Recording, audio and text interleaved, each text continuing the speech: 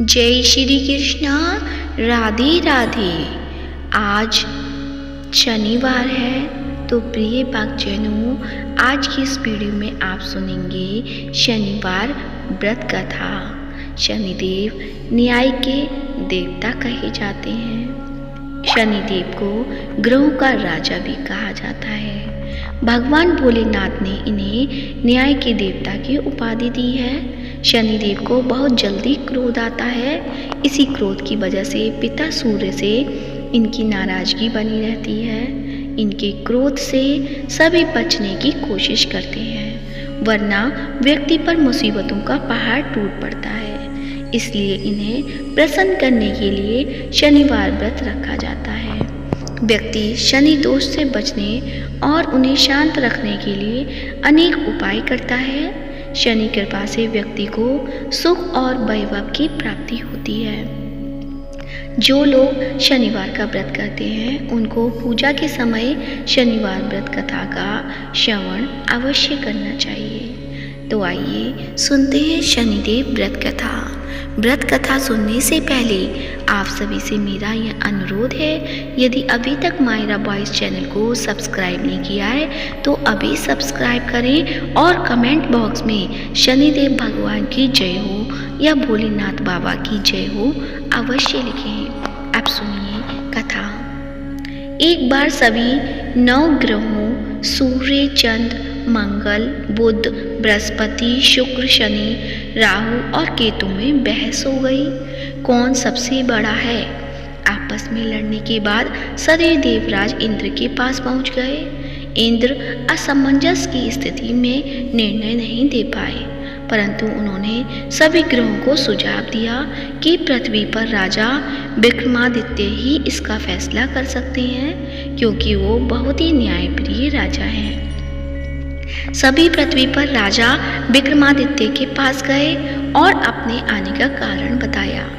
राजा उनकी समस्या को सुनकर बहुत परेशान हो गए। उनका चिंतित होना लाजमी था, क्योंकि जिसको भी किसी से छोटा बताया तो वही गुस्सा कर जाएगा। राजा के काफी सोच विचार के बाद उन्हें एक उपाय सूझा। उन्होंने सुवर्ण, रजत, कांस्य, पीतल, सीसा, रांगा, जस्ता, अब्रिक और लोह से 9 सिंहासन का निर्माण करवाया। उन्हें उपयुक्त क्रम में रख दिया गया। सबसे निवेदन किया गया कि क्रमानुसार सिंहासन पर आसन ग्रहण करें। शर्त रखी गई कि जो सबसे अंतिम में सिंहासन पर आसन ग्रहण करेगा वही सबसे छोटा माना जाएगा, जिसकी वजह से शनिदेव सबसे बाद में आसन प्राप्त कर सके और सबसे छोटे कहलाए। क्रोध के आवेश में आकर शनिदेव ने सोचा कि राजा ने यह सब जानबूझकर किया है। कोपित होकर राजा से कहा कि राजा, तुम मुझे नहीं जानता। सूर्य एक ऐसी राशि में 1 महीना, चंद्रमा 2.25 महीने और 2 दिन, मंगल 1.5 महीना, बृहस्पति 13 महीने, बुध और शुक्र 1-1 महीने विचरण करते हैं, लेकिन मैं 2.5 से 7.5 साल तक रहता हूँ। मैंने बड़े बड़े का विनाश किया है। श्री राम की 7.5 आने पर उन्हें जंगल जंगल भटकना पड़ा और रावण की आने पर लंका को बंदरों की सेना से परास्त होना पड़ा। क्रोधित शनिदेव ने राजा से कहा कि अब आपको सावधान रहने की जरूरत है। इतना कहकर शनिदेव कुपित अवस्था में वहां से चले गए। समय गुजरता गया और कालचक्र का पहिया घूमते हुए राजा की 7.5 आ ही गई। तब शनिदेव घोड़ों का सौदागर बनकर राजा के राज्य में गए। उनके साथ अच्छे नस्ल के बहुत सारे घोड़े थे। जब राजा को सौदागर के घोड़ों का पता चला तो अश्वपाल को अच्छे घोड़े खरीदने के लिए भेजा। अश्वपाल ने कई अच्छे घोड़े खरीदे। इसके अलावा सौदागर ने उपहार स्वरूप एक सर्वोत्तम नस्ल के घोड़े को राजा की सवारी हेतु दिया।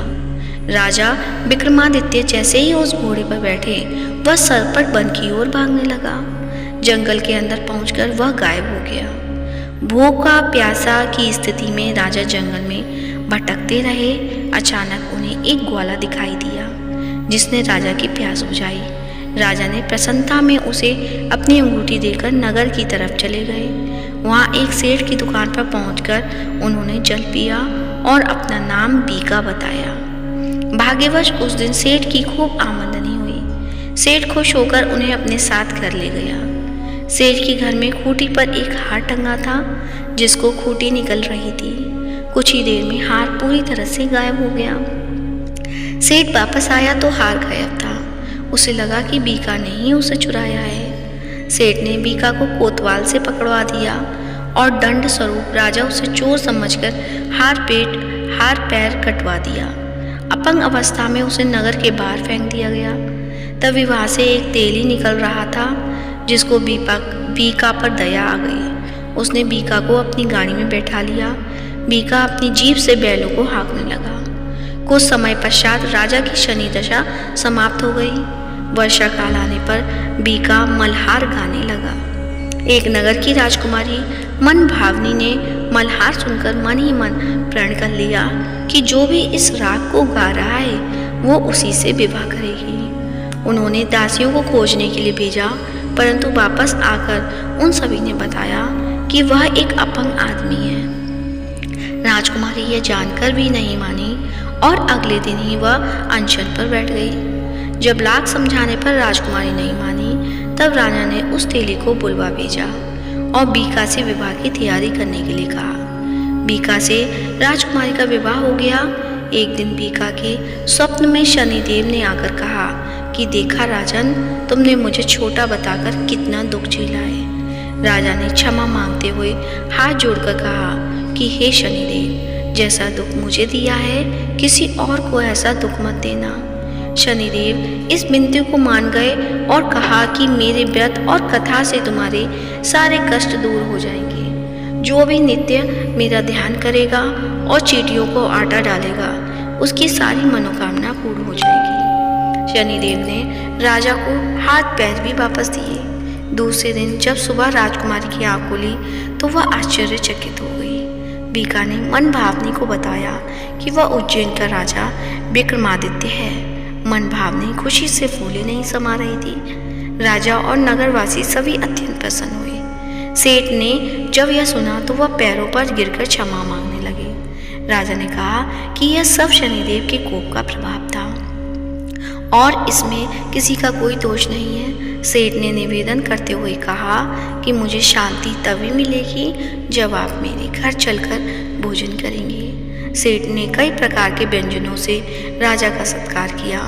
जब राजा भोजन कर रहे थे तभी जो खूंटी पर हार निकल गई थी वही अब उसे उगल रही थी। सेठ ने अनेक मोहरे देकर राजा का धन्यवाद किया और अपनी कन्या श्री कौरी से पाणी ग्रहण का निवेदन किया।